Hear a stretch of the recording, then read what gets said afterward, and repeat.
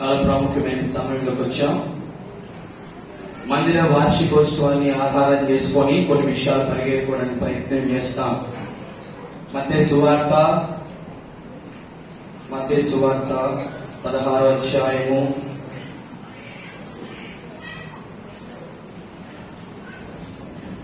18వ వచనము మనమందరం కలిసి చదువుదాం. మత్తయి సువార్త 16వ అధ్యాయము 18వ వచనం మనమందరం కలిసి చదువుదాం. రండి. మరియు చదవాలందరూ గట్టిగా. మరియు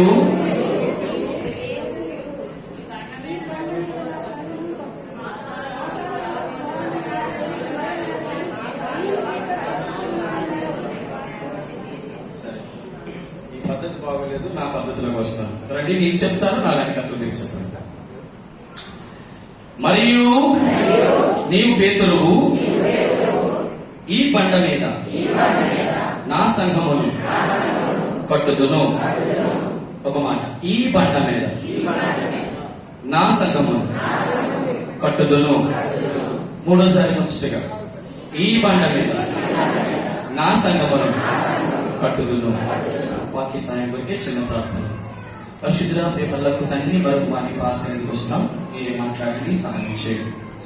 ఈ మాటలు అగ్ని వంటివి ప్రభా, నా నోటు ఉంచండి. వచ్చిన బిడ్డలో సమయంలో పాడు చేయకుండా వారి ప్రీతికరమైన పరిచయం చేయడానికి సహాయం చేయండి. మీ మాట నా నోట్లో ఉంచండి, కృపను అనుగ్రహించండి. పరిశుద్ధ ఆత్మదేవ, ఏడైతే ఆత్మతో అభిషేకం సహాయం చేయండి. మార్చి చేతనైనా చాతుర్యం చేతనైనా ప్రసంగించుకున్నా మీ యొక్క మాటలు మాత్రమే చెప్పక సహాయం చేయండి. యేసు నడిచినాం. ఆమేన్. మత్తయి సువార్త 16వ అధ్యాయము 18వ వచనంలో ఒక ప్రాముఖ్యమైన మాట చదివాం. ఈ బండ మీద నా సంఘమును కట్టుదును. దీనిని 3 రకాలుగా విభజిస్తాను.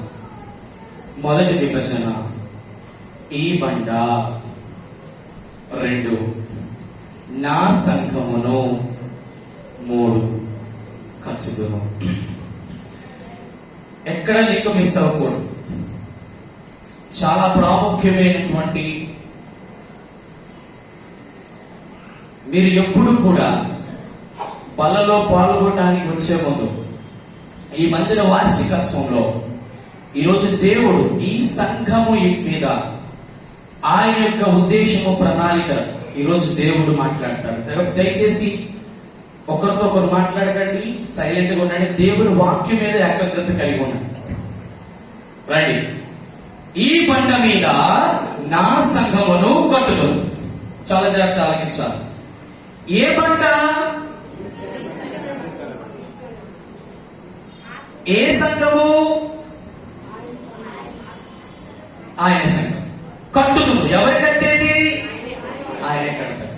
ఎలా కడతాడు? ఎప్పుడు కడతాడు? ఎలా కడతాడు? దేనితో కడతాడు? ఎప్పుడు కట్టాడు? ఏ రకంగా కట్టాడు? కట్టడం ఉద్దేశం ఏంటి? ఈ త్యాగైనటువంటి అనేకమైన ప్రశ్నలకు జవాబులు చూడడానికి ప్రయత్నం చేస్తాం. దేవుని యొక్క సంఘము ఒక మర్మము. ఈ మర్మము సాధారణంగా ఎవ్వరికి అర్థం కానిటువంటి ఒక గోప్యము, చాలా రహస్యము. అది బయలుపరచబడితే గాని ఎవ్వరికి అర్థం కాదు.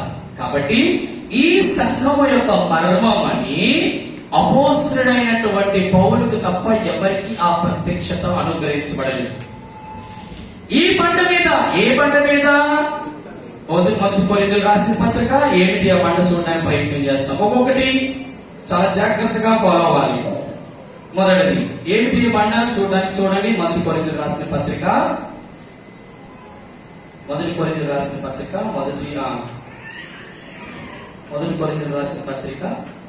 10వ అధ్యాయము 4వ వచనం ఆఖరి మాట. ఆ బండ క్రీస్తే. అంటే ఇప్పుడు సంఘము ఈ బండ మీద కట్టబడిందంటే ఎవరి మీద కట్టబడింది? క్రీస్తు అనే బండ మీద కట్టబడింది. ఇప్పుడు బండ ఎవరికి పోలిక? క్రీస్తుకి పోలిక. క్రీస్తు అంటే ఏంటి? అంటే అంటే ఏమిటి? క్రీస్తు అంటే, యేసు అంటే ఏమిటి? మరి క్రీస్తు అంటే ఏమిటి? అభిషక్తుడు. అంటే బండ క్రీస్తు అయితే, క్రీస్తు అభిషక్తుడైతే సంఘము కట్టవలసింది అభిషేకము అనేటువంటి క్రీస్తు అని బండ మీద కట్టబడాలి.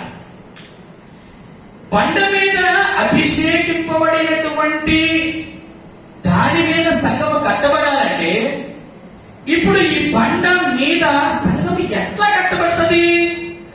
సంఘము అంటే ఈ బండ మీద ఈ సంఘము కట్టబడాలంటే 3 విధాలుగా కట్టబడాలి. మొదటి, సంఘముకి పునాది. 2, గోడలు. 3, పైకప్పు అనగా స్లాబ్. ఈ మాట చాలా జాగ్రత్తగా ఆలోచించాలి.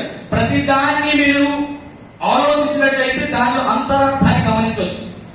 ఈ బండ మీద ఈ సంఘమును కట్టడానికి ఈ బండ ఎక్కడుంది? ఈ బండని ఎక్కడికి తీసుకొచ్చి కట్టాడు? మొట్టమొదట సంఘము కట్టడానికి ఈ బండ ఉండే ప్రదేశం ఎక్కడుంది? ఈ బండ మీద కట్టడానికి ఈ సంఘము నిర్మించబడటానికి కావలసిన మొట్టమొదటి స్థాయి ఏంటి అంటే పునాది. ఎవరా పునాది? ఎవరా పునాది? రండి, మొదటి కొరింథీయులకు రాసిన పత్రిక, 3వ అధ్యాయం 11వ వచనం అనుకుంటా, చూడండి. 1 కొరింథీయులకు రాసిన పత్రిక 3:11. వేయబడినది తప్ప వేరొక పునాది ఎవడును వేయలేడు. ఈ పునాది యేసు. బండెవరు? పునాది ఎవరు? బండ మీద ఇప్పుడు పునాది వచ్చింది. బండ మీద పునాది ఉంటుంది ఎక్కడైనా? ఉంటుందా? ఉండదు. కానీ పునాదికి ఒక బండ కావాలి. సరే, బండ అంటే అర్థం ఏంటంటే రాయి కాదు అని అర్థం. అంటే రాయి కంటే కొంచెం పెద్దదైన కానీ బండ అంటాం. అయితే ఈ బండ ఏ బండ? 1 పేతురు రాసిన పత్రిక, 1 పేతురు రాసిన పత్రిక 2వ అధ్యాయం 6-7 వచనం త్వరగా.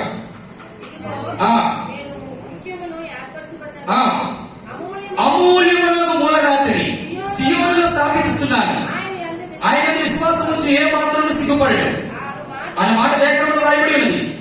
విశ్వసించిన మీకు ఆయన అమూల్యమైన వాడు. విశ్వసించిన వారికైతే ఇల్లు కట్టుబడి ఏ రాత్రి నిషేధించరో అదే తలకు మూలరాయను, మరియు అది అడ్డురాయు, అది అడ్డు బండ ఆయను. ఏ బండ? ఈ బండ ఎవరికి అడ్డు బండ? ఎవరికి మూల రాయి. ఎవరైతే విశ్వసించారో వాళ్ళకి అడ్డు బండ, ఎవరైతే విశ్వసిస్తారో వాళ్ళకి మూలరాయి. అంటే సంఘము కట్టడానికి పునాది కావాలి. ఈ పునాది వేయడానికి ఉపయోగించినటువంటి మొట్టమొదటి రాయి ఎవరు అంటే యేసు క్రీస్తు అనే మూలరాయి, అదే బండ. ఇప్పుడు బండని అనుసరిస్తూ ఈ బండతో పాటు ఈ పునాది వేయబడాలంటే దీనికి మూలరాయి అనేది ఒకటి ఉంటుంది. మూలరాయి అంటే అర్థం ఏంటి? మూలరాయి అంటే అర్థం ఏంటి? ప్రధానమైన మూలరాయి అంటే ఏంటి? క్రైస్తవులకి జ్ఞానం ఎక్కువ. మూలరాయి అంటే మూల ఉన్నది. మూలరాయి ఆ మూల ఇదా, ఆ మూల పెట్టరా, ఈ మూల అంటే అర్థం ఏంటి? ప్రధానమైనది కాదు. మూలరాయి అంటే ఏదైతే ఫస్ట్ ఇంపార్టెంట్ ఆ మూలరాయి అంటే అర్థం. ఈ రాయి ఒకప్పుడు ఎక్కడ తెలుసా? ధృవీకరించబడింది. మాకు వేసుకున్నవద్దు, ఈ రాయి మాకొద్దు, ఇది కట్టబడ్డానికి ఉపయోగం లేదు. యేసుప్రభుడు ఎక్కడ తెలుసా? Galilee వెలుపడి ఇసిరేశారు, Galilee వెలుపడి సిరివేశారు. ఏ యేసుప్రభుడు అయితే గలిలీ వెలుపడి గెలిచారో, ఏదైతే మాకు కొద్దనుకున్నారో అదే ఈ రోజు తలకు మూలరాయి అయింది. ఈ మూలరాయి లేకుండా ఏ సంఘము కట్టబడదు. సంఘం అంటే గోడలు కాదు, సంఘం అంటే స్లాబ్ కాదు, సంఘం అంటే పునాది కాదు, ఇది కాదు. సంఘం అంటే ఎవరు కాదు? నీవే సంఘం, మనమే సంఘం. మనము ఎక్కడ కట్టబడాలి? పునాది మీద కట్టబడాలి. ఎవరు మూలరాయి? యేసు యేసుక్రీస్తు మూలరాయి. ఇప్పుడు పునాది కట్టబడాలంటే దీనికి ఏం కావాలి? ఒక మూలరాయి ఉంటే సరిపోదా? ఏమో అంటారు. పునాది ఏంటో కడతారు? ఏ రాళ్ళతో కట్టారు? రండి, 1 పేతురు రాసిన పత్రిక 2వ అధ్యాయం తొందరగా 5వ వచనం. యేసుక్రీస్తు ద్వారా దేవునికి అనుకూలములకు ఆత్మ సంబంధమైన బలులు అర్పించుటకు పరిశుద్ధ యాజకులుగా ఉండినట్లు మీరు సజీవమైన రాళ్ల వలె ఉంది. That is the thing. బిడ్డలారా, ఇంత పెద్ద మందిరం, ఎంతో వైభవంగా కట్టిన మందిరం, యెరూషలేము లాంటి మందిరం. ఈ మందిరంలో దేవుడికి ప్రత్యక్షత, దేవుడికి మహిమ, దేవుడికి తేజస్సు మంచిదే. కానీ కట్టబడవలసింది ఏంటో తెలుసా? భౌతికమైన మందిరం ఆయన నామ ఘనత కొరకు కడిగితే, అసలైన మందిరం ఆత్మ మందిరం.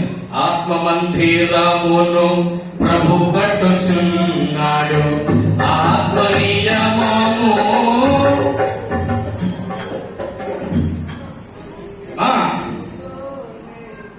ఆత్మ నియమముతో ఒక నియమము, ఆ నియమముతోనే ఈ మందిరం కట్టబడాలి. సరే, ఈ ఆత్మని పునాది మీద ఏ రోజు కట్టారట? ఏ రోజు? ఈ సజీవమైన రాళ్ళు ఒకప్పుడు యేసుకుని కట్టి మోహంతో వస్తారు, ఇప్పుడు మోహన అయ్యేది కదా. ఒకప్పుడు మన పరిస్థితి, మనం సజీవమైన రాళ్ళు కాదట. ఎఫెసీయులకు రాసిన పత్రిక 2వ అధ్యాయం వచనం. మనము పాపముల చేతను అపరాధముల చేతను చచ్చిన వారమై ఉండగా క్రీస్తు ఆయన ప్రేమను మనల్ని బిడ్డలారా. ఇప్పుడు ఈ రాయి ఏమైంది? రాయికి ఎక్కడైనా జీవం వస్తుందా? విచిత్రం ఏంటో అర్థం కాదు. బైబిల్ అన్ని కూడా విచిత్రంగా ఉంటాయి. రాళ్ళు సజీవంగా రాళ్ళు అంటారు. ఆ రాళ్ళు ఎవరో కాదు, ఒకప్పుడు కఠినముగా ఉన్నటువంటి రాయి నీవే. ఒకప్పుడు యేసుప్రభు తుణికించిన రాయి నీవే. నాకు యేసుప్రభు వద్దని రాయి నీవే. యేసుప్రభు దూరంగా ఉంచినట్టు రాయి నీవే. మాకు కులమతాలు, ఈ యొక్క జాతి, ఈ గోత్రము, మాకు దేవుళ్ళు, మాకు ఇంత బంధుత్వము, ఇంత గొప్ప అధికారము, ఇంత గొప్ప ఉద్యోగం, ఇంత గొప్ప జీవితం మాకు యేసుప్రభు వద్దు. ఆ కారణం చేత నువ్వు ఎట్లనో తెలిసిన పాపముల చేత, అపరాధముల చేత చచ్చిపోయి ఉన్నప్పుడు క్రీస్తు ప్రేమ నేను బ్రతికించింది. ఇప్పుడు ఈ రాయి కాస్త సజీవమైన రాయిగా ఉన్నది. ఈ రాయి ఏం చేశాడు తెలుసా? ఈ సంఘమును కట్టడానికి, ఈ పునాది మీద ఈ మూలరాతిని వేయడానికి ఒక్కొక్క రాయిని పేర్చుకుంటూ వచ్చాడు దేవుడు. ఇప్పుడు సజీవమైన రాయి ఎవరు? నీవే. ఇప్పుడు ఈ సజీవమైన రాళ్ళు ఈ మూలరాతితో ఏమై ఉన్నాయి? అంత కట్టబడి. ఇప్పుడు ఈ మందిరము భౌతికమైన మందిరం కాదు, ఇది చనిపోయిన నిర్జీవమైన మందిరం కాదు, ఇది ఆత్మ సంబంధమైన మందిరం. ఆ మందిరం ఏంటో తెలుసా బిడ్డరా? ఆత్మ సంబంధ మందిరం నీవు నేనే. విచిత్రమైన తెలుసా? ఈ మందిరానికి దేవుడు 3 ప్రాముఖ్యమైన విషయాలు ఉపయోగించాడు. మొదటిది, మందిరం కట్టబడాలంటే బండ కావాలనో, పునాది వేయాలనుకున్నాం. మరి పునాది ఎక్కడ వేయాలి? పునాది వేయడానికి ఏం కావాలి? Very good. ఇంకేమైనా పునాది వేయడానికి రాళ్ళు కావాలయ్యా అంటారేమనుకుంటున్నా. ఏం కావాలి? స్థలము కావాలి. మందిరము ఎక్కడ పడితే అక్కడ కడితే ఊరుకోడు దేవుడు. దేవుని యొక్క మందిరము అంటే అర్థం ఏంటి తెలుసా? ఆయన మనస్సు. మందిరం అంటే అర్థం ఏంటి తెలుసా? ఆయన యొక్క పెళ్లి కుమార్తె. మందిరం అంటే ఏంటి తెలుసా? ఆయన ప్రధానం చేసుకున్నటువంటి ప్రియురాలు. మందిరం అంటే ఏంటో తెలుసా? ఆయన శరీరము. ఇటువంటి శరీరాన్ని, ఆ పెళ్లి కుమార్తెని, పెళ్లి కాబోయే భార్యని, ప్రధానం చేసుకున్న భార్యని ఎక్కడ పడితే అక్కడ కట్టడు. ఎందుకో తెలుసా? ఈ పెళ్లి కుమారుడు పరిశుద్ధుడు. ఆ సంఘము కూడా ఎట్లా ఉండాలి? పరిశుద్ధముగా, నిర్దోషంగా తన ఎదుట ఉండాలి. ఇప్పుడు కావాల్సింది ఏంటో తెలుసా? ఈ సంఘానికి ఒక స్థలం కావాలి. ఏ స్థలం కావాలి? రండి, అద్భుతమైనటువంటి స్థలం చూపిస్తాను బైబిల్లో. దేవుని యొక్క మందిరం యొక్క స్థలము ఎక్కడ కట్టబడింది? రండి, మొట్టమొదట ఆయన స్థలం 2వ దినవృత్తాంతములు రాసినటువంటి గ్రంథం 3వ అధ్యాయం 1వ వచనం. 2వ దినవృత్తాంతములు 3:1. 2వ దినవృత్తాంతములు 3:1. తరువాత సొలొమోను యెరూషలేములో తన తండ్రి అయిన దావీదునకు యెహోవా ప్రత్యక్షమైనప్పుడు మోరియా పర్వతమందు దావీదు సిద్ధపరిచిన స్థలమున యెబూసీయుడైన అర్నాని కళ్ళమందు దావీదు ఏర్పరిచిన స్థలమున యెహోవాకు ఒక మందిరమును కట్ట. ఎక్కడ కట్టాడు ఈ సొలొమోను? ఎక్కడ కట్టాడు? మొట్టమొదట యెరూషలేములో.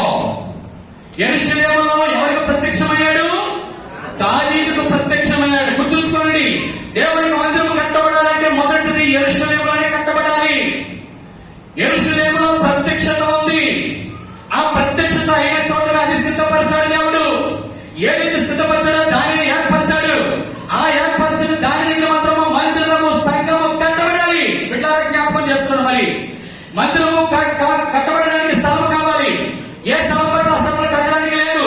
అది యెరూషలేములో కట్టబడాలి. అది ప్రత్యక్షత ఉన్న స్థలంలో కట్టబడాలి. అది సిద్ధపరచబడిన స్థలంలో కట్టాలి. అది ఏర్పరచబడిన స్థలంలో కట్టాలి. ఇప్పుడు విషయం ఏంటో తెలుసా? యెరూషలేములో ఈ సొలొమోను కట్టక మునుపు సంఘం అన్న మాట లేదు. ఆ మాట ప్రత్యక్ష గుడారం అనుంది. ఈ గుడారం ఎక్కడుంది అంటే, ఈ ప్రత్యక్ష గుడారం కట్టాలంటే ఎవరు కట్టాలి? దేవుడే కట్టాలి. ఎవరి చేత కట్టబడాలి? దేవుడి చేత ఏర్పరచబడిన వారు, ప్రత్యక్షత చూసిన వారు మాత్రం కట్టబడాలి. ఎవరు కట్టారు? మోషే కట్టాడు. ఎక్కడి కట్టాడు? సీనాయి అరణ్యములో కట్టాడు. సీనాయి అరణ్యంలో కట్టక మునుపు ఈ ప్రజలందరూ ఎక్కడున్నారు? ఐగుప్తులు ఉన్నారు. ఎన్ని సంవత్సరాలు ఉన్నారు? 430 సంవత్సరాలు. అంటే ఈ సంఘము అరణ్యములో సీనాయి పర్వతం దగ్గర ప్రత్యక్ష గుడారం ఆయన నమూన చప్పున కట్టబడాలి అంటే మొట్టమొదటిగా ఈ 430 సంవత్సరాల బానిసత్వంలో ఐగుప్తు దేశం నుంచి ఈ ఇశ్రాయేలు ప్రజలు విమోచింపబడాలి. విమోచింపబడిన వారు మాత్రమే అరణ్య ప్రయాణంలో ఆయన విమోచింపబడిన తర్వాత, ఎర్ర సముద్రం దాటిన తర్వాత, అరణ్యంలోకి వచ్చిన తర్వాత, ప్రత్యక్షత పొందిన తర్వాత, ఆయన సిద్ధపరిచిన స్థలం దగ్గర, ఏర్పరచబడిన స్థలం దగ్గర ప్రత్యక్ష గుడారం కట్టబడాలి. ఎవరు పడితే కట్టడానికి లేదు. నా దగ్గర డబ్బులు ఉన్నాయండి, అద్భుతమైన మందిరం. ఎట్లా చెప్తున్నా ఒక మాట గమనించండి. ₹1,00,00,000 పెట్టి నువ్వు కట్టు, మంచిదే. 2 కోట్లు పెట్టి నువ్వు మందిరం కట్టు, మంచిదే. ఆయన నామం అద్భుతంగా కట్టు, మంచిదే. విచిత్రం ఏంటంటే, నువ్వు కట్టడానికి దేవుడిని అనుమతించాడా? నువ్వు కట్టడానికి నువ్వు అనుమతించాడా అంటే అర్థం ఏంటి తెలుసా? ఏ అనుమతి అంటే, ఒక మందిరం కట్టబడాలంటే నువ్వు ఐగుప్తు దేశం అనే లోకం నుంచి ప్రత్యేకింపబడాలి. ప్రత్యేకింపబడి నీవు ఎర్ర సముద్రం నుంచి బాప్తిసం పొందాలి. ఈ బాప్తిసం పొందిన వారు అరణ్య ప్రయాణం అంటే ఈ లోకంలో సంచారం చేస్తున్నప్పుడు మందిరము కట్టబడాలి. అది నీవే ఆత్మ మందిరం. కట్టబడటానికి ఎవరు పడితే అది కట్టడానికి లేదు. ఎలా కట్టాలి? మందిరం కట్టాలని ఆశ ఉంది, కానీ నమూనా ఎక్కడి నుంచి రావాలి? దేవుడి నుంచి రావాలి. ఓకే, మంచిది. ఇప్పుడు మందిరంలో ఆయన మందిరం కట్టడం కాదు, ఎందుకు కట్టాలనుకున్నాడు? లేవికాండం 26 అధ్యాయం. లేవికాండము 26 అధ్యాయం. లేవికాండము 26:11. త్వరగా. నా మందిరమును మీ మధ్య నుంచెదను. సరే, నా మందిరమును అక్కడ గమనించండి. లోకసువార్తలో మనం 16 ఏం చదివాము? ఈ బండ మీద నా సంఘమును. ఇక్కడేమంటున్నాడు? అక్కడ సంఘము నూతన నిబంధన, పాత నిబంధన నా మందిరము. మాటలు గమనించండి, ప్రతి మాట పట్టుకోవాలా. ఈ మందిరము అన్నటువంటి మాటకు ముందు ఏమంటున్నాడంటే తెలుసా? నా మందిరం. నా మందిరము ఎక్కడ కట్టాలి? అట్లాడాలి. మీ మధ్యన ఆయన మందిరం కట్టాలంటే ఎక్కడ కట్టొచ్చు? ఉన్నత పరిశుద్ధ స్థలంలో కట్టొచ్చు, కొండల మీద కట్టొచ్చు, మెట్ల మీద కట్టొచ్చు. డబ్బున్న వారికి ఛాన్స్ ఇవ్వచ్చు, పనులైన వారికి ఛాన్స్ ఇచ్చి కట్టమనొచ్చు. కానీ సంఘం ఈ రోజుల్లో అందరూ కట్టేది ఎలా కడుతున్నారు? ఇష్టానుసారంగా కడుతున్నారు. సిద్ధపరచలేని స్థలాల్లో కడుతున్నారు, ఏర్పరచబడిన స్థలాల్లో కడుతున్నారు, దేవుడు ప్రత్యక్షత లేని స్థలాల్లో కడతారు. ఆ యొక్క సంఘాలు, ఆ మందిరాలు కొంతవరకే నిలబడతాయి. ఎందుకు కడుతున్నారు? దేవుడితో కడుతున్నారు తెలుసా? ఈ పునాది క్రీస్తు బండ మీద, ఈ పునాది పైన అందరూ కట్టే విధానం 6 రకాలైన వాటితో కడతారు. మొదటిది బంగారం, 2 వెండి, 3 వెలగలగాలు, 4 కర్ర, 5 లేదు, వాక్యం రావట్లేదు. 1 కొరింథీయులకు రాసిన పత్రిక, త్వరగా 1 కొరింథీయులకు రాసిన పత్రిక.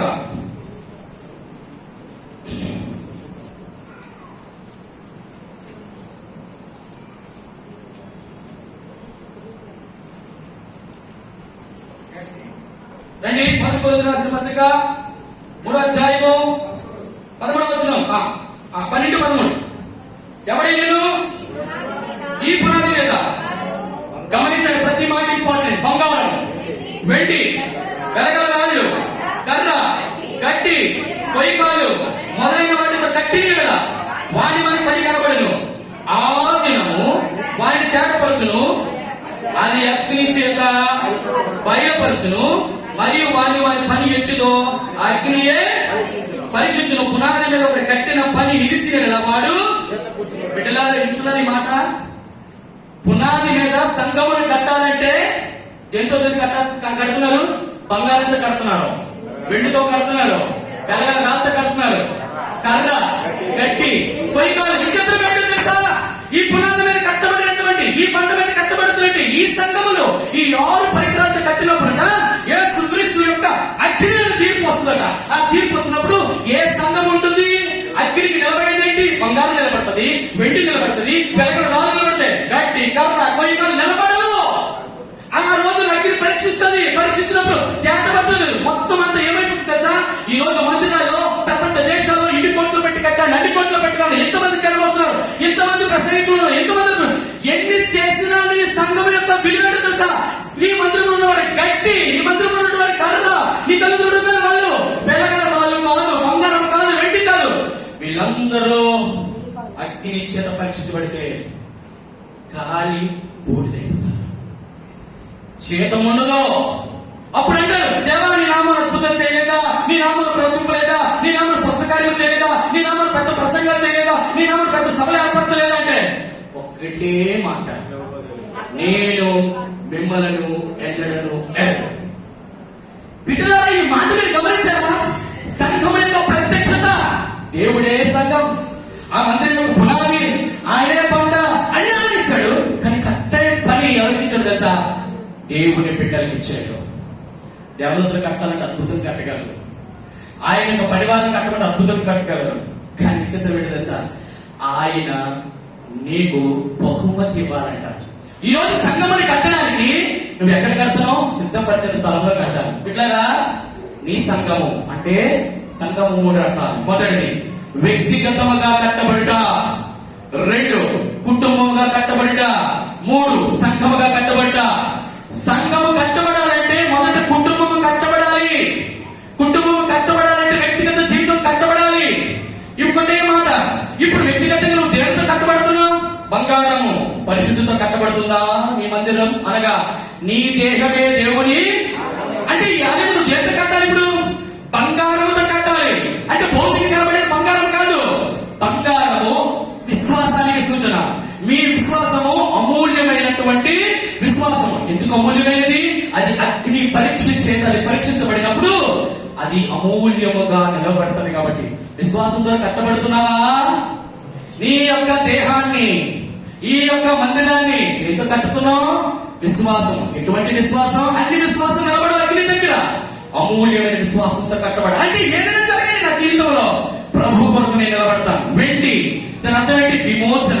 నువ్వు విమోచించబడ్డావు కదా, నువ్వు విమోచన క్రైదము నువ్వు చెల్లించుకున్న విమోచన చేత దేవుడిని విడిపించినప్పుడు నీవు పాపము వలన వచ్చే జీతము మరణం అని తెలిసి తిరిగి తిరిగి మళ్ళీ నువ్వు పాపంలోనికి వెళ్ళి ఆ విమోచన క్రైదాన్ని నువ్వు ఏం చేస్తున్నావు తెలుసా? తిరిగి తిరిగి పాపంలోకి వెళుతున్నావు. విమోచింపబడిన నీవు ఎలా కట్టబడుతున్నావు?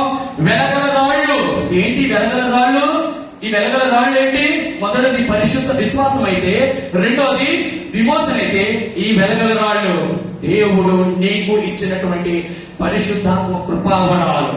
ఈ కృపావరాలతో నువ్వు కట్టబడుతున్నావా? నీకు దేవుడు అనేక వరాలు ఇచ్చాడు. ఎక్కడ యూజ్ చేస్తున్నావు? మందిరంలో యూజ్ చేస్తున్నావా? దేవుడి కొరకు యూజ్ చేస్తున్నావా? స్వార్థ కొరకు యూజ్ చేస్తున్నావా?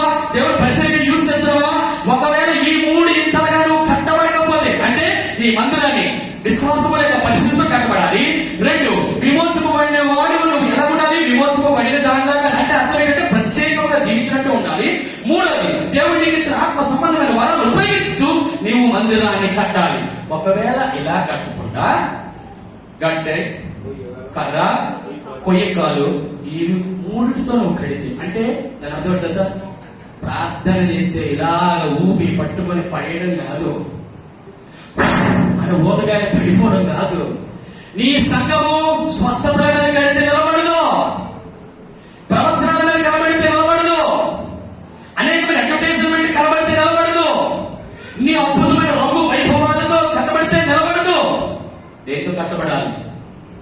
బంగారము, వెండి, వెలగలతో కట్టాలి. ఎందుకో తెలుసా? రేపొద్దున్న ఈ సంఘానికి పరీక్ష ఉంది. ఆ పరీక్ష అగ్ని పరీక్ష. నిలబడగలవా? ఇంతవరకు నీ యొక్క వ్యక్తిగత జీవితం ఎలా కట్టబడింది? విమోచన ప్రత్యేకంగా జీవించగలిగినవా? విశ్వాసంతో పరిశుద్ధంతో జీవించగలుగుతున్నావా? దేవుడిచ్చిన కృపావరాలైనటువంటి తలాంతులు దేవుడి మందిరంలో దేవుడి కొరకు ఉపయోగించగలుగుతున్నావా? బిడ్డలారా, ఇంకా ఉపయోగించకపోతే దేవుడు మరొకసారి ఈ మందిర వార్షికోత్సవాన్ని జ్ఞాపకం చేస్తున్నాడు. నా సంఘమును ఈ పంట మీద కట్టినప్పుడు ఆయన కట్టడానికి నీవు ఆయనకి అప్పగించుకున్నట్టు ఆయనకి నువ్వు సమర్పించుకున్నావనే తీర్మానం నీదే. ఇప్పుడు ఇశ్రాయేలు ఎక్కడికి వచ్చారు? యెరూషలేము, క్షమించండి, సీనాయి పర్వతం దగ్గరికి వచ్చారు. ఈ సీనాయి పర్వతం దగ్గర ఏముంది? సీనాయి అరణ్యములో సీనాయి పర్వతం ఉంది. ఈ సీనాయి పర్వతం దగ్గర ఎవరున్నారు? 6 లక్షల కాల్ఫలము ఐగుప్తు దేశం విడిపించబడిన వారు అక్కడ అందరూ తిష్ట వేసుకుని ఉన్నారు. సీనాయి పర్వతం దగ్గర ఇజ్రాయేల్ ఉన్నటువంటి కాలం ఎంత? సరిగ్గా 11. ఇప్పుడు లేఖనాలు చూపించిన సమయంలో 11 నెలలో. ఈ 11 నెలలో మోసే వారితో ఉన్నటువంటి టైం ఎంతసేపు? ఈ 11 నెలలో 3 నెలలు, అంటే 2 సార్లు సీనాయి పర్వతం దగ్గరికి వెళ్ళాడు. అంటే సీనాయి పర్వతం ఎక్కినప్పుడు 40 రోజులు, వచ్చినప్పుడు మళ్ళీ రెండోసారి వెళ్ళాడు 40 రోజులు. అంటే 40, 80 ప్లస్ అటు ఇటుగా పోయి 10 రోజులు, అంటే 90 రోజులు. అంటే 3 నెలలు. 11లో 9 నెలలు తీస్తే 3 నెలలు తీస్తే 9 నెలలు. అంటే 9 నెలలు ఈ సీనాయి పర్వతం దగ్గరే ఉన్నారు ఇశ్రాయేలు అందరూ కూడా. ఏం చేసావు? కట్టారు. ఏం కట్టారు? ప్రత్యక్ష గుడారాన్ని కట్టారు. ప్రత్యక్ష గుడారం ఎలా కట్టారు? సీనాయి పర్వతం దగ్గరికి మోసే వెళ్తే అక్కడ రాతి పలకలు మరియు ప్రత్యక్ష గుడారం నమూనా దైవజనుడైన మోసే తీసుకొస్తే కట్టారు. బాగానే ఉంది ఇక్కడ వరకు. ఈ మందిరం కట్టినప్పుడు ఈ మందిరంలో కట్టే ఉపయోగం లేదు. ఈ మందిరంలో శ్రేష్టమైనవి 7 ఉన్నాయి. మొదటిది, ఆవరణంలో బలిపీఠం ఉంది, ఆవరణంలో గంగాళం ఉంది. మొదటిది. 2, పరిశుద్ధ స్థలంలో ధూప వేదిక ఉంది, సాక్ష్యము మందసం ఉంది, దీప వృక్షం ఉంది. 5, అతి పరిశుద్ధ స్థలంలో దేవుని యొక్క మందసం ఉంది, కెరూబులు రెక్కలు ఉన్నాయి, దేవుని యొక్క మహిమ తేజస్సుంది. మొత్తం 7. గమనించారా? నేను వారి మధ్య నా మందిరమును ఉంచెదను. దేవుడు మందిరం ఉంచాడంటే అర్థం ఏంటంటే దేవుడి మందిరంలో 7 ఉపకరణాలు ఉంచాడని అర్థం. ఈ 7 ఉపకరణాలు ఎవరి జీవితంలో ఉండవో వారు సంగముగా కట్టబడలేదని అర్థం. అర్థం ఏంటంటే ప్రత్యక్ష గుడారంలో 3 స్థాయిలు, ఒకటి ఆవరణము, ఒకటి పరిశుద్ధ స్థలము, అతి పరిశుద్ధ స్థలం. ఇప్పుడు మనం ఎక్కడున్నామో గమనించాలి. మొదటిది, పరిశుద్ధ స్థలమైన సంఘములోకి ఉన్నావా? బలిపీఠం దగ్గరికి వచ్చావా? బలిపీఠం ఏం జ్ఞాపకం చేస్తుంది? మొదటిది సిలువ, అనగా దహన బలి. అనగా దాని అర్థం ఏంటంటే నీ యొక్క సమర్పణ జీవితం. దేవుని కొరకు నువ్వు ఏం సమర్పించుకున్నావు ఇంతవరకు? నీ వ్యక్తిగత జీవితంలో దేవుని కొరకు నువ్వు ఏం సమర్పించుకున్నావు? మొదటిది. 2, గంగాళము. నువ్వు సమర్పించుకున్న వెంటనే గంగాళం దగ్గరికి నీ చేతులు కాలు కొడుకోవాలి. చేతులు ఏం చెప్తున్నాయి? నీ క్రియలు చెప్తున్నాయి. కాలు ఏం చెప్తున్నాయి? నీ నడక చెప్తుంది. నీ క్రియలు ఎలా ఉన్నాయి? కడిగావా లేదా? ఒకవేళ నువ్వు కడుక్కొని సమర్పించుకుంటే అప్పుడు పరిశుద్ధ స్థలంలో ఎంటర్ అవడానికి ఛాన్స్ ఉంటుంది. ఎక్కడ? ఎడమవైపు దీపవృక్షం. ఏం జ్ఞాపకం చేస్తుంది? ఆ దీపవృక్షంలో 7 దీపఖండాలు ఉంటాయి. ఆ ప్రదీపంలోని ఒలివ నూనె వేయబడుతుంది, దీపం వెలిగించబడుతుంది. వెలిగించంటే అర్థం ఏంటంటే ప్రత్యక్ష గుడారంలో ఏ ఒక్క వెలుగు ఉండదు, మొత్తం అంతా కవర్ చేసి క్లోజ్ గా ఉంటుంది. ఆ దీపవృక్షంలో వెలుగు మాత్రమే ఆ ప్రత్యక్ష గుడారానికి వెలుగుగా ఉండాలి. వెలుగు ఏం జ్ఞాపకం చేస్తుంది? దీపవృక్షం ఏం జ్ఞాపకం చేస్తుంది? పరిశుద్ధ స్థలం సాక్ష్య జీవితం జ్ఞాపకం చేస్తుంది.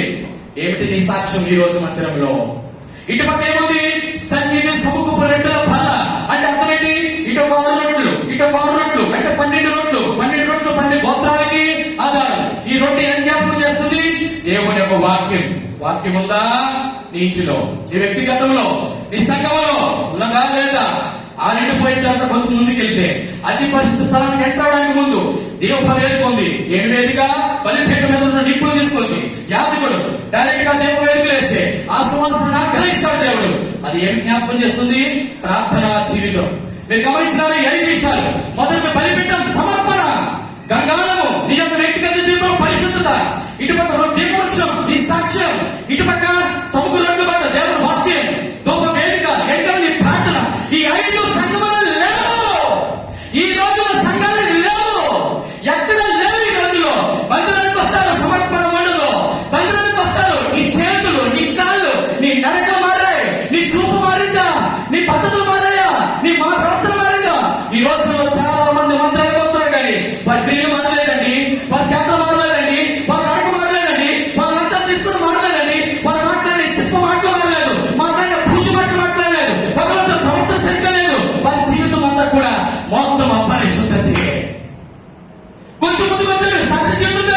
నీ సాక్షి ఎలా ఉండాలి? వెలిగించబడి ఉండాలి. అక్కను చూస్తే అక్కలాగా ఉండాలి, అన్నం చూస్తే అన్నలాగా ఉండాలి. అన్నం చూసి కొంచెం నేర్చుకోవాలి, అక్కను చూస్తే కొంచెం. నీ వస్త్రధారణ చూసి ఎవరైనా నేర్చుకున్నారా? నీ మాటలు చూసి ఎవరైనా నేర్చుకున్నారా? నీ ఇంట్లో పద్ధతులు చూసి ఎవరైనా నేర్చుకున్నారా? నీ ఇంట్లో కుటుంబ పరిస్థితి చూసి ఎవరైనా నేర్చుకున్నారా? నువ్వు ఒకరికి మాదిరికరంగా ఉండలేనప్పుడు నీ సాక్షి జీవితం ఆ సంఘంలో కోల్పోయిందని జ్ఞాపకం చేసుకో. ఒకవేళ నీ సాక్ష్యం లేకపోతే, నీ నడక సంఘాలలో సరిగ్గా లేకపోతే, నీ అర్పణ బలిపీఠంలో సరిగ్గా లేకపోతే, దేవుడు ఈ పంట మీద నా సంఘమును కట్టిన మాటకి నువ్వు ఆయన అప్పగించినట్ట, అప్పగించలేనట్ట. ఇంకా ఆయన అనుమతులకు రాలేదా? ఇంకా నువ్వు ఆయన అప్పగించుకోలేదా? ఇంకా ఆయన సమర్పించుకోలేదా? అయితే బిడ్డ, ఈ రోజు దేవుడు నీతో మాట్లాడుతున్నాడు. నీ సాక్షితో పడిపోయిందేమో, నీ సాక్షితో కూలిపోయిందేమో. ఇంకా దేవాది దేవుడు నీ సాక్షి జీవితం కొరకు ఎదురు చూస్తున్నాడు. వెళ్ళిపోయినటువంటి, తప్పిపోయినటువంటి కుమారుడులా, తప్పిపోయిన కుమారుడు వెళ్ళిపోయి తండ్రి చూసి ఎదురు చూసినట్టు. జాగ్రత్త బిడ్డలారా, ఇంకా సాక్ష్యం లేదా? ఎక్కడుంది నీ సాక్ష్యం? నువ్వు చేసిన పని చోట్ల సాక్ష్యం ఉందా? నువ్వు పనిచేస్తున్నటువంటి పాఠశాల సాక్ష్యం ఉందా? నువ్వు వెళ్తున్న హాస్పిటల్స్ దగ్గర సాక్ష్యం ఉందా? నీ చుట్టుపక్కల దగ్గర సాక్ష్యం ఉందా? నీ ఇరుగు పొరుగు దగ్గర సాక్ష్యం ఉందా?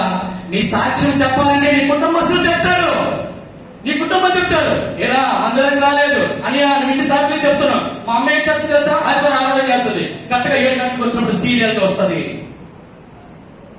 ఒక కుమారుడు తల్లి గురించి చెప్పే సాక్ష్యం ఎలా ఉంటే, నేను అతన్ని అడిగి మందిరానికి రా, మందిరంలోకి వస్తే నీకు అనేక విషయాలు తెలియబడతాయి, దేవుడు నేను వాడుకుంటానంటే నీ బట్టి చెప్పే వాక్యం కూడా నిష్ప్రయోజనం అవుతుంది. అంటే అర్థమేంటి? దేవుని వాక్యానికి వడ్డు కట్ట అంటే అర్థమేంటి? నీ సాక్షి జీవితం సరిగ్గా లేదు. ఈ రోజుల్లో కుటుంబాలు మార్చబడడానికి కారణం ఏంటి తెలుసా? నీకు బిడ్డలు మార్చబడకపోవడానికి కారణం ఏంటి తెలుసా? నీ కూతురు నీ మాట వినకపోవడానికి కారణం ఏంటి తెలుసా? నీ సాక్షితో సరిగ్గా లేదు. ఎక్కడ తప్పిపోయే జ్ఞాపకం చేసుకో. వాళ్ళ దగ్గరికి వస్తున్నాం, ఇన్ని సంవత్సరాల మందిరం నడుస్తుంది, దైవం ఉన్నారు, గొప్ప సాక్ష్యాలు వస్తున్నాయి, గొప్ప వాక్యం ఉంది, గొప్ప పాటలు ఉన్నాయి, గొప్ప ఆరాధన ఉంది, అన్ని ఉండి కూడా ఇంకా నువ్వు సాక్ష్యం లేదు అంటే అర్థం ఏంటి తెలుసా? యేసుక్రీస్తు ప్రభువారికి సంఘం కట్టడానికి నువ్వు ఆయన అనుమతి ఇచ్చినట్టే లేదు. ఆయన కడదామా అనుకుంటే నీ సాక్షి జీవితమే లేదు. ఆయన దీపవృక్షమైన ఉపకరణం నేను ఉంచుదామంటే సాక్ష్యమే లేదు. ఇప్పుడు కొంచెం ముందుకు వెళ్తాను. వాక్యము దేవుని యొక్క సముఖపు రొట్టెల వల్ల నీ ఇంట్లో వాక్యం ఉందా? నీ ఇంట్లో దేవుని యొక్క ఆరాధన ఉందా? కుటుంబ ఆరాధన ఎంతమంది చేస్తున్నారు? దేవుని కుటుంబ ఆరాధన లేకుండా ఎంతమంది భోజనం తినా? ఎప్పుడు చూడు ఎంత వేగంగా ఉంటాం, ఎంత వేగంగా తినేసాం, ఎంత చేస్తాం, ఎంతగానే ఇదే తప్ప అయ్యో ఈ రోజు నాకు దేవుడు ఇంటి ఇచ్చాడు, నేను ఇది ప్రార్థన చేయకుండా, కుటుంబంలో ఏమి ప్రార్థన చేయకుండా నేను ముట్టుకోను, నేను తినకూడదు. ఎంత లేట్ అయినా ఎన్నో పరిచయ కూడుకులు మాకు ఉన్నాయి, ఎంతో టైం అవుతుంది, సరైన టైంకి నిద్ర ఉండదు, సరైన భోజనం ఉండదు. మందిరం అంతా అయిపోయిన తర్వాత మేము వచ్చి తినేటప్పటికి 11 అవుతుంది. అప్పటికి కూడా కుటుంబాలను చేసి తినడానికి ప్రయత్నం చేస్తాం.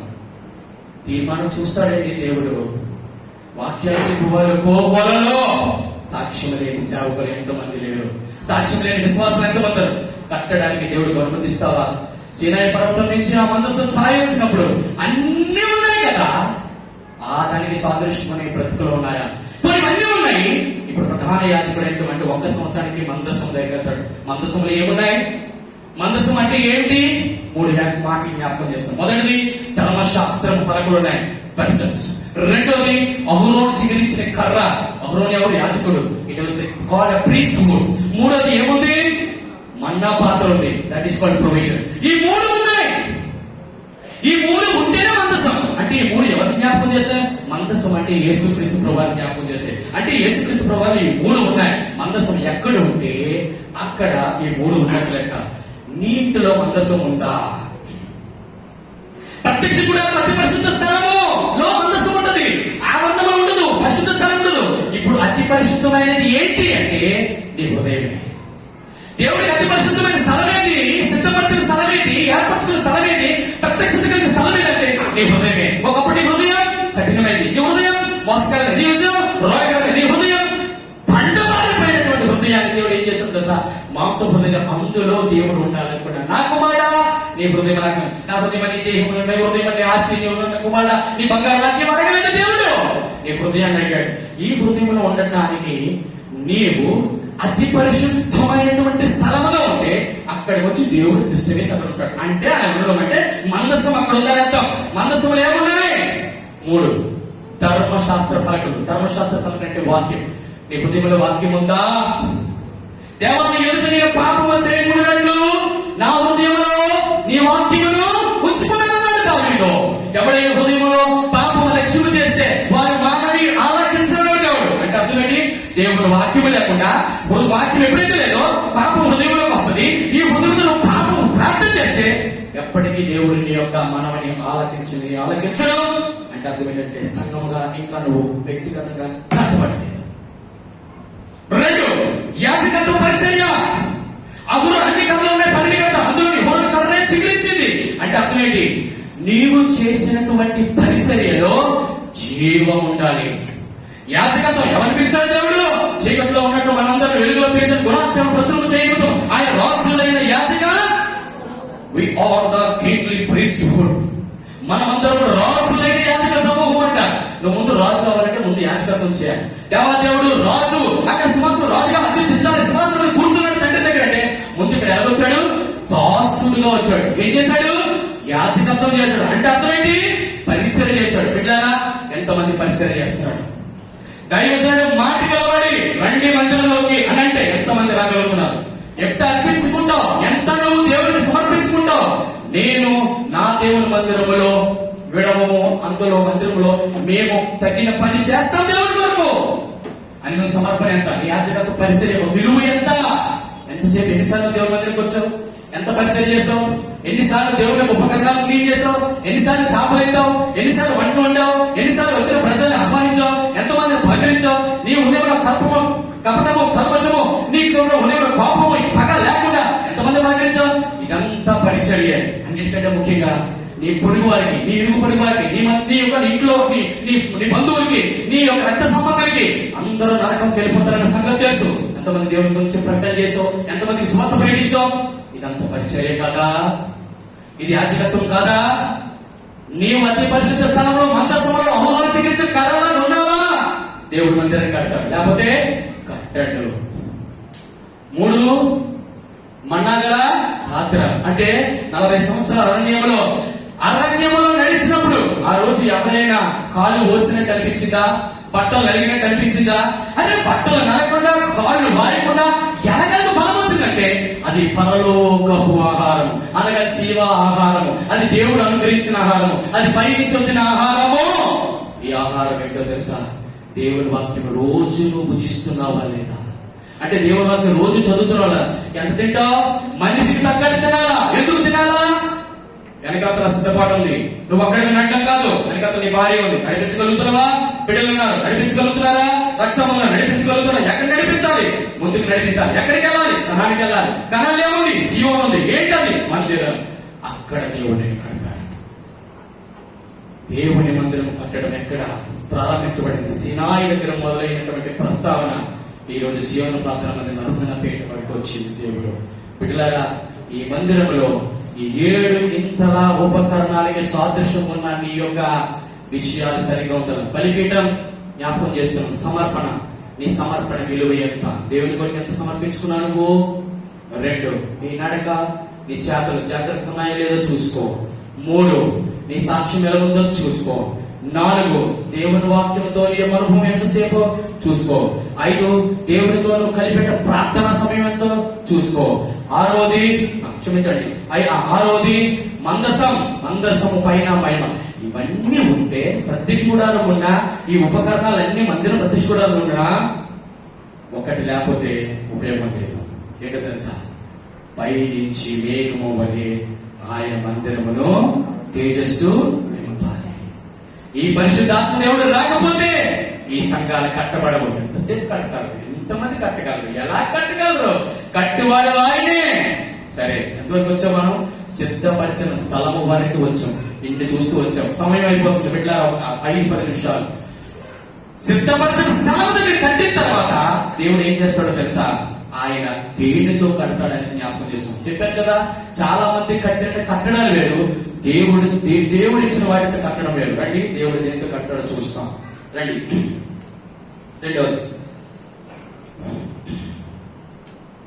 2వ దినవృత్తాంతములు 2వ అధ్యాయం 9వ వచనం. 2వ దినవృత్తాంతం 2వ అధ్యాయం 9వ వచనం. 2వ దినవృత్తాంతం 2వ అధ్యాయం 9వ వచనము.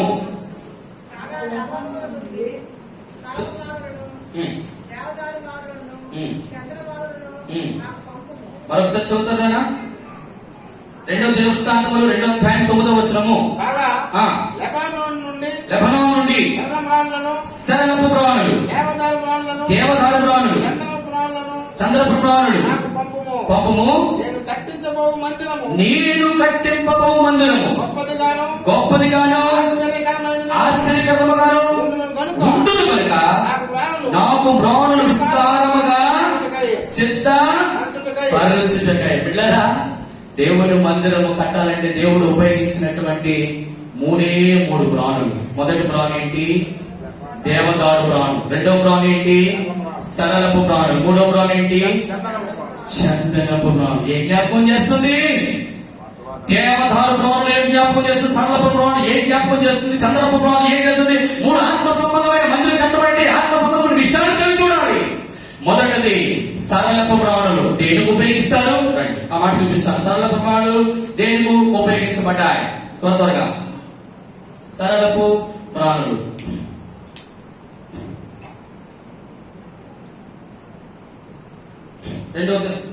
మొదటి రాజుల గ్రంథము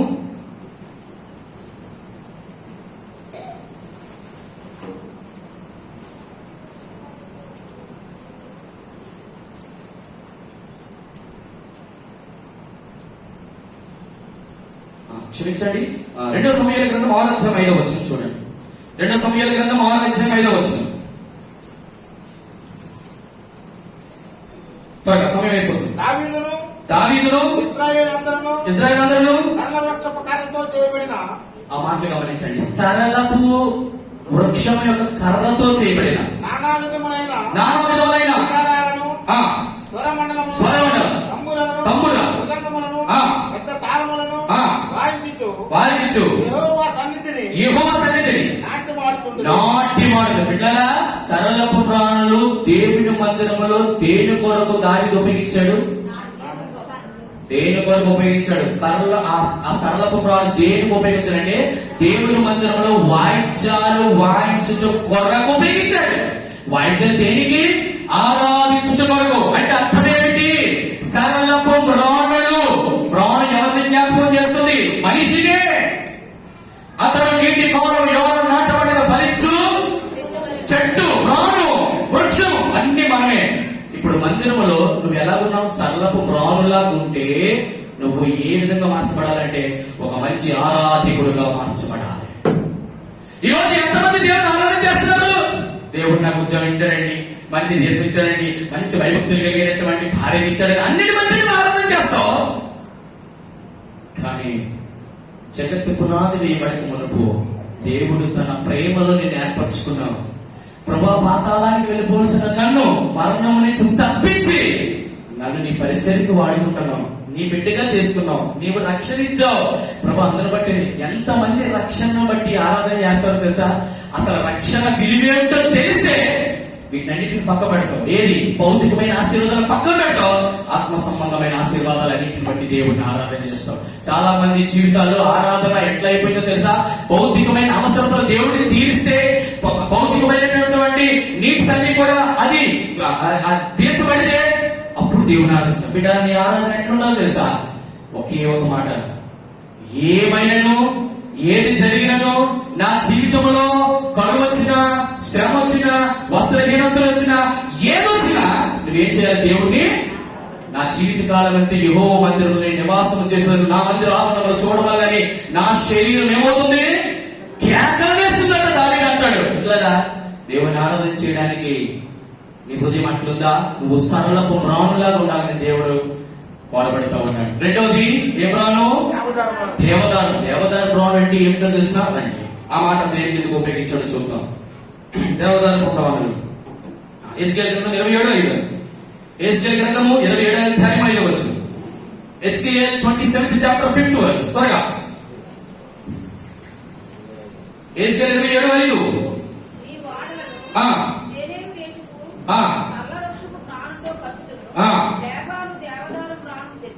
లెబనోను దేవదారును తెప్పించి వాన కొయ్యలను. అబ్బబ్బబ్బా, చూడండి ఈ మాట. దేవదారు ప్రాణులు దేనికి ఉపయోగిస్తారట?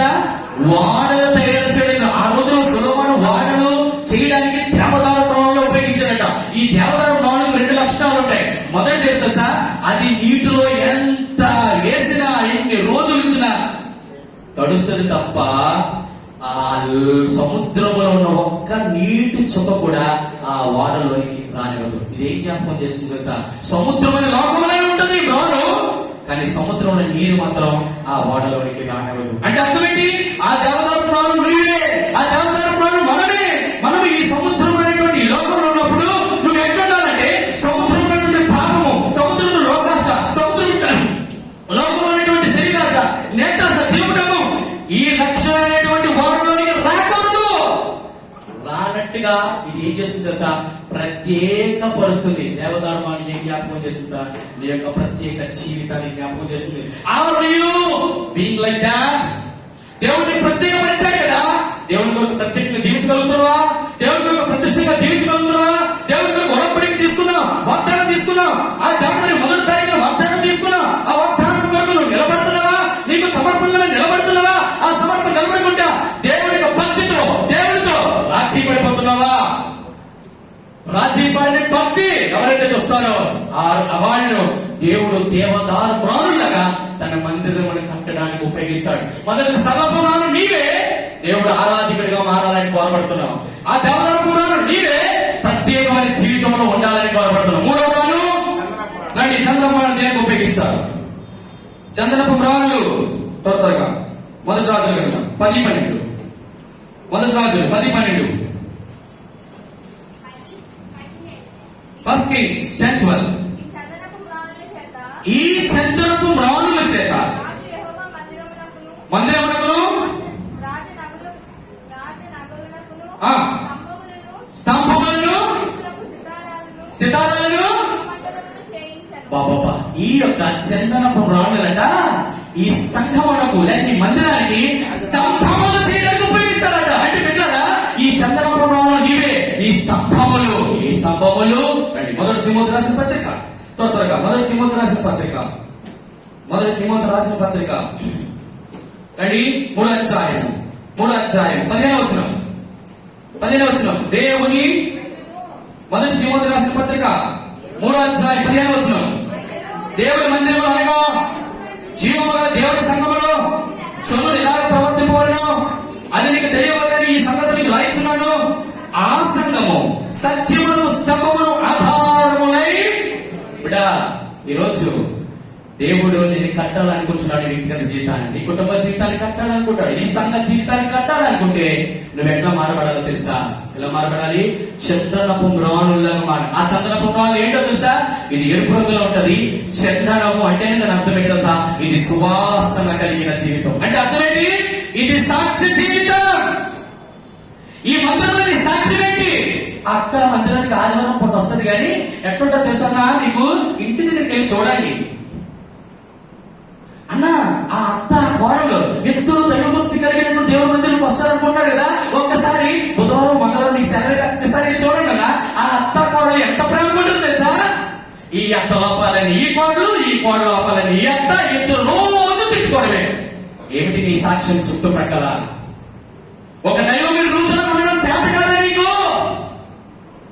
నీ జీవితంలోని దేవుని సాక్ష్యము, దేవుని నామం దూషించబడ్డానికి, దేవుని నామం అపవిత్రపరచబడ్డానికి, దేవుని నామము అందరి మధ్య దోషుల పాలు కావడానికి నీ వ్యక్తిగత సాక్ష్యం కాదా? నీ కుటుంబ జీవితం కాదా?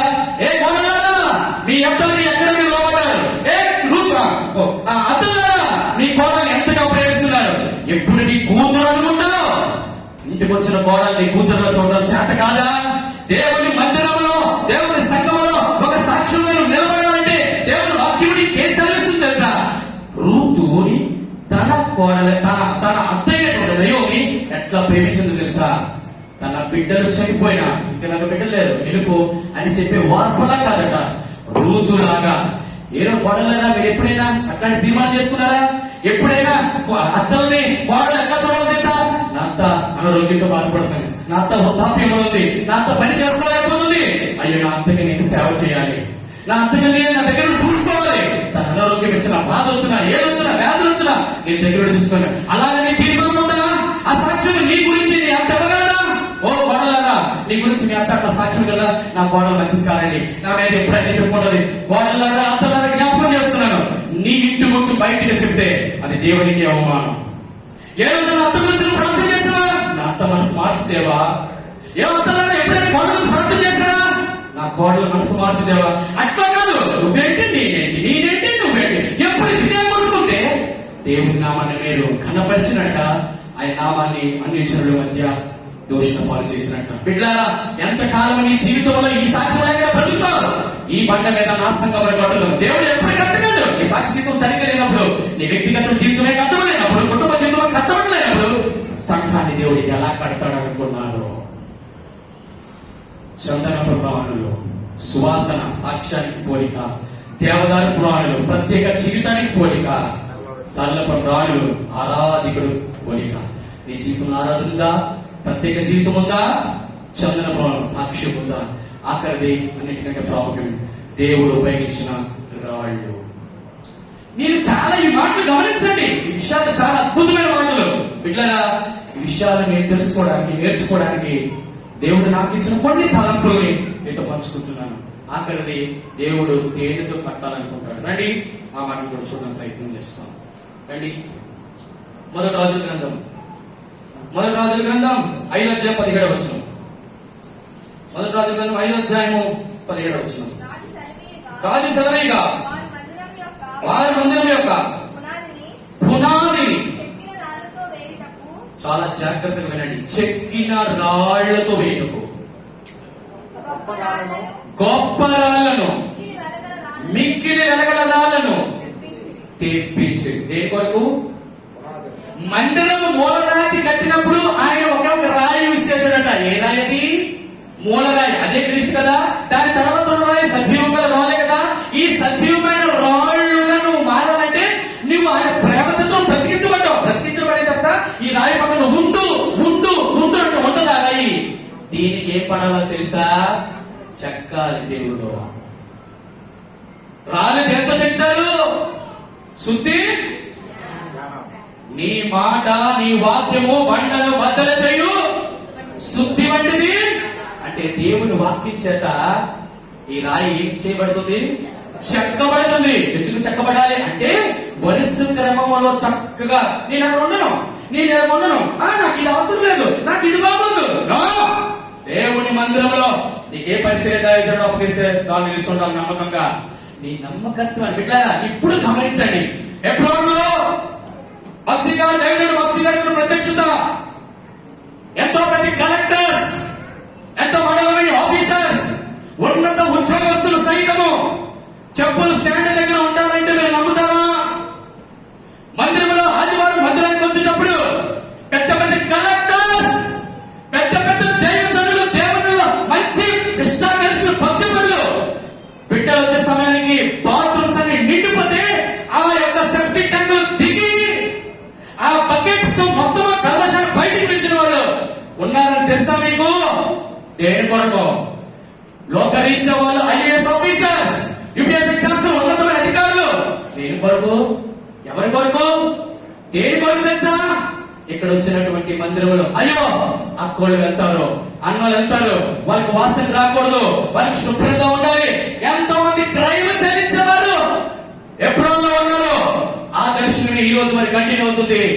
ఎంతో మంది బిడ్డలారా ఈ శివుడు ప్రజల ఎంతమంది పరిచయం చేస్తారో నాకైతే తెలియదు, కానీ ఒక మంచి సాక్షి నాకు తెలుసు. ఎప్పుడు అన్న ఇప్పుడు నాకు ఒక్క మాట చెప్తారు. ఈ మందిరంలో ఉన్న బిడ్డలో ఒక్క మాట చెప్పగానే తండోపతండాలుగా దేవుని మందిరం పని చేయడానికి వస్తారు. ఆ సాక్ష్యం చాలు బిడ్డ. నువ్వు దేవుడు అనుకుంటున్నావు, నేనే ఉన్నానా, నేనే రావాలా, నా ఇంట్లో బోర్డు పని అనుకోవు. ఈ యొక్క భాగ్యం అందరికి రాదు. అయ్యా నేను మందిరంలో పని చేస్తానయ్యా, నాకు ఇయ్యు అంటే వస్తాను. Get out first of all. నీకు దేవుని మందిరంలో ఒక చీపురు పెట్టి తొడాలన్నా, బాత్రూమ్ క్లీన్ చేయాలన్నా, ఆ యొక్క చెప్పుల స్టాండ్ నిలబడాలన్నా, వచ్చిన వాళ్ళకి పలకరించాలన్నా అది కూడా భాగ్యమేనంట. అది ఎప్పుడుకో తెలుసా? ఆ మందిరంలోకి వచ్చి ఇంచుమించుగా 3 సంవత్సరాలు కంటిన్యూ నమ్మకంగా ఉంటే అప్పుడు చీపురుతో వచ్చేటువంటి చిన్న పరిచయం ఇచ్చేవారట.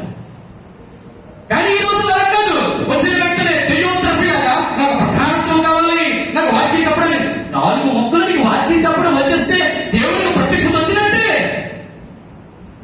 దేవుని వాక్యం కాదు, మొదట నమ్మకత్వము దేవుని నా ఇల్లంతటిలో ఎవరు అంత నమ్మకమైన మీరు గమనించారా?